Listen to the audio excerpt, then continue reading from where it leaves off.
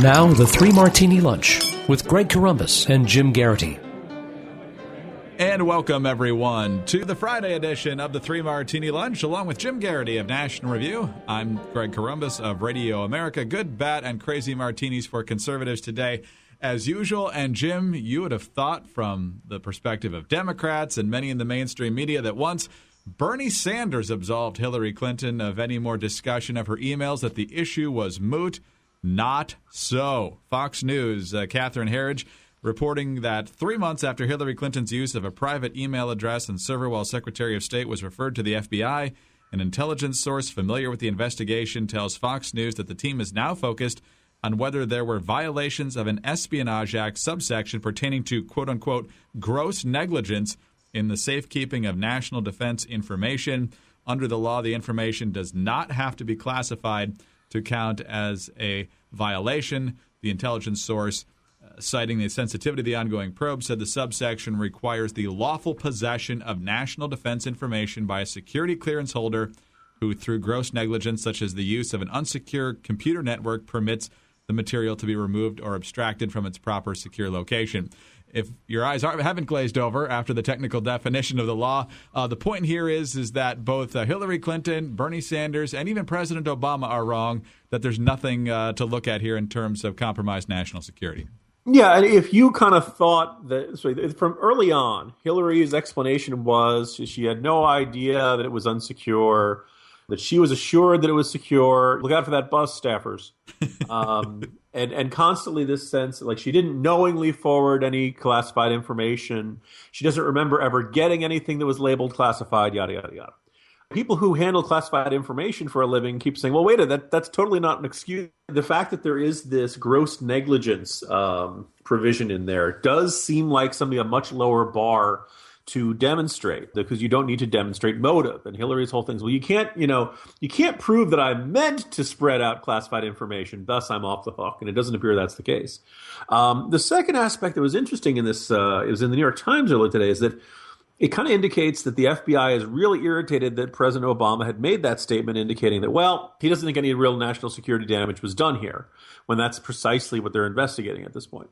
If that's the case, we'll know what the FBI is doing when they announce what they're doing. But it does seem interesting that if he appears to be pressuring them to conclude that no harm, no foul, the easiest way to demonstrate that you are not taking the president's orders is to not do what the president wants you to do, isn't it, Greg? Yes. I mean, it's kind of reverse psychology. Like, if he really wanted to get her off the hook, what he could have said was, actually, I'm very serious about it, and I really am. I would demand the FBI do something about it. Because then the FBI could say, no, the evidence isn't there. And that way they're defying the president. They're not being ordered to do this politically. We will eventually see what the FBI does with this. But this information does indicate that the FBI is taking it seriously, and that the legal standard of proving wrongdoing in a crime here isn't so unimaginably impossible to reach. One of the things that's been slightly refreshing in the last couple of weeks in an otherwise miserable administration is the fact that people are going, not necessarily on the record because they want to keep their jobs, but they're willing to talk with the media, whether it's these folks at the FBI or folks at the State Department a couple of weeks back who are tired of taking the rap for Hillary Clinton's actions with regard to her server and her private email, and they're making it clear in public, even if they're not using their names, that they do not agree with this, and there is some honor going on here in this administration, even if it's at a much lower level. Yeah, the president, who he won't comment on ongoing investigation when it's convenient. Right. But the moment he feels, I'll talk about that. Sure. The flip, that seems like a good transition to our next martini, doesn't it? Yes, Greg? It most certainly does. Some folks can remember, Jim, all the way back to yesterday when we gave the president credit for changing his plan on withdrawing virtually all U.S. troops from Afghanistan, essentially by the time he leaves office, looking at the ongoing resurgent Taliban, the fall of Kunduz, the need for greater counterterrorism efforts, the fact that the Afghans still can't secure themselves and that sort of thing. Well, he's going to leave 5,500 troops in Afghanistan. So we're like, well, he's recognizing reality. Well done, Mr. President. Well, now we know a little bit more in a very disturbing way from former Defense Secretary Bob Gates, who sat down with Bret Baier of the Fox News Channel.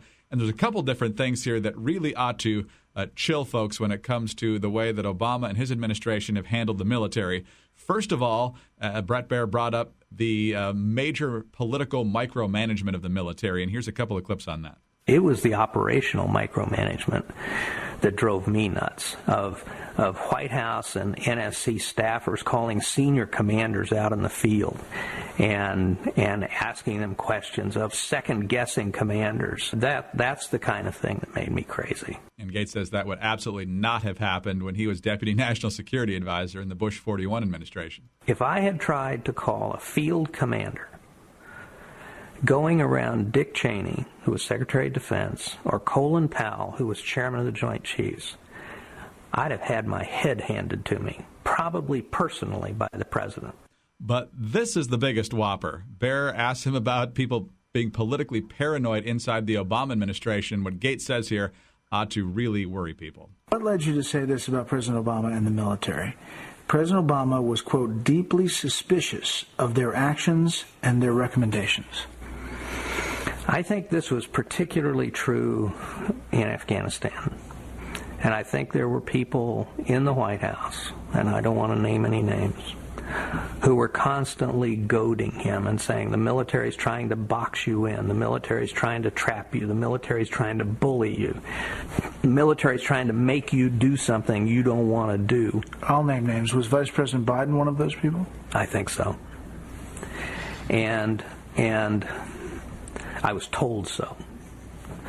And I think, but he was not alone. So, Jim, we got some of the LBJ micromanagement going on here. We know how that turned out, and it seems to be turning out kind of the same way in Afghanistan. And then you've got political people, Biden included, basically telling them to stiff-arm the military recommendations. Yeah. Now, on the one hand, you'd like to give credit to Brett Baer for being a really good guesser. On the other hand, knowing what we know about Robert Gates and his opinion of Joe Biden, you could probably say, Secretary Gates, do you think Joe Biden was the second shooter on the grassy knoll of the JFK assassination? And Gates would probably say, well, there's a good chance of that. You know, he also may have taken Lindbergh, baby. No, we should not discount the assessment of Robert Gates. I think, look, it's not surprising that the community organizer from the streets of Chicago president doesn't have a spectacular relationship with his military leaders. It didn't have to be this way, but I think it's really interesting that the president, apparently from early on, was really on guard about being bullied by the military or being manipulated by the military, or the military kind of painting him into a corner in his decision-making. If only he'd taken the same approach to, say, the Iranians, Greg. Well, God, for those American generals, they're sneaky, but the Iranians, they're fine. You can trust them. So it's a very strange mentality in this White House.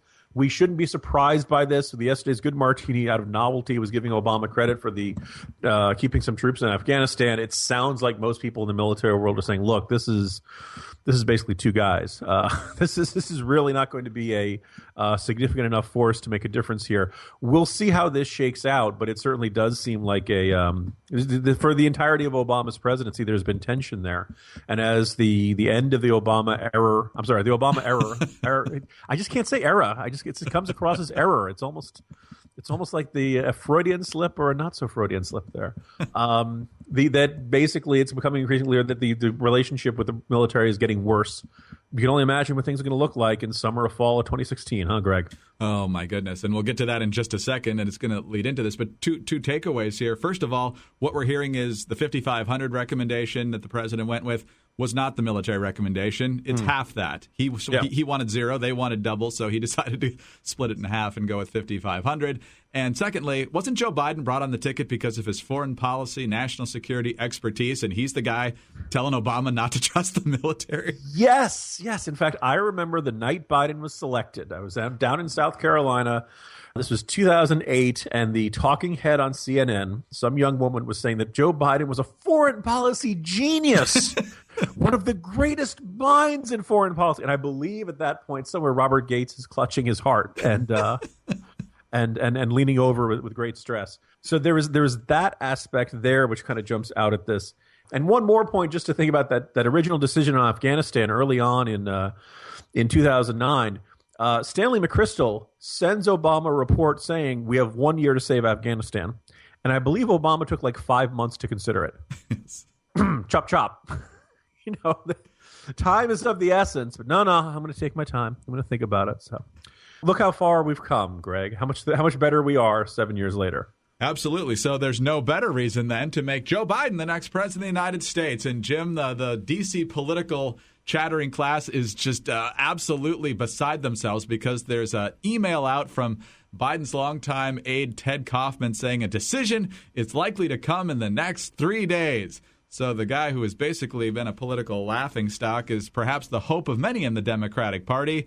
It's interesting, though, that in the wake of the debate, the mainstream media, which has been asking, is Biden going to run every 15 minutes, now that Hillary Clinton didn't drool or stumble on her way out to the podium, basically has decided there's no reason for him to get in this race. It's hard not to begrudge Joe Biden feeling a little whiplash after the press corps was pretty much begging him to get in, talking about what a great candidate he is, the opportunity is there. 72 hours later, boy, Hillary was amazing. Oh, what, he may feel a need for a neck brace, kind of like the one that Robert Gates was wearing for a while. The other thing which is kind of odd about the Biden decision, I just put up a post in the corner about this. When Biden stepped down from his Senate seat, Ted Kaufman was a longtime staffer who was appointed to the post and was a senator for about 10 minutes. But he's a longtime close Biden ally. And he sends an email to a whole bunch of Biden supporters saying, look, he's still thinking about it. He's still working about it. Keep your powder dry. The closing line struck me as odd. He says, let's stay in touch. If he decides to run, we will need each and every one of you yesterday, Ted. Well, Greg, if you need the help yesterday, maybe you should have made the decision the day before yesterday. Right? It's kind of an acknowledgement. Look, it's getting kind of late in the process. As Yogi Berra said, it gets late early out there. This is the cycle. Look, we're already in mid-October. I had to go look it up. The first filing deadline for the 2016 cycle is November 6th in Alabama. So that's about 3 weeks away. Now, look, if you're not on the Alabama ballot, it's not necessarily the end of the world, but they start coming in pretty quickly after that. November 9th, Arkansas, 10th to Texas. States start having their filing deadlines to appear on the primary ballot in November and into December. So he doesn't really have a ton of time anymore. And then for a lot of these states, you got to go out, you got to collect signatures and things like that. It wouldn't be an impossible task, but you can't do this the day before and say, presto changeo, here are my list of signatures and things like that. So getting a little late for Biden. I think it's time to, whatever you're going to do it. And I stand by my observation that if you really wanted to run, you have the sneaking feeling that he'd be, running. Oh, so to channel my inner John McLaughlin, prediction, 72 hours from now, is Joe Biden a presidential candidate? I don't think he's going to run. I think he would have, if he wanted to do it, he would have done it by now. No, I think you're right. My prediction is that he will not run. We'll see if we're right. Jim, on that note, have a great weekend, and we'll talk to you on Monday. See you Monday, Greg. Jim Garrity of National Review. I'm Greg Corombos of Radio America. Thanks very much for being with us today. Have a great weekend, everyone, and join us again on Monday for the next 3 Martini Lunch.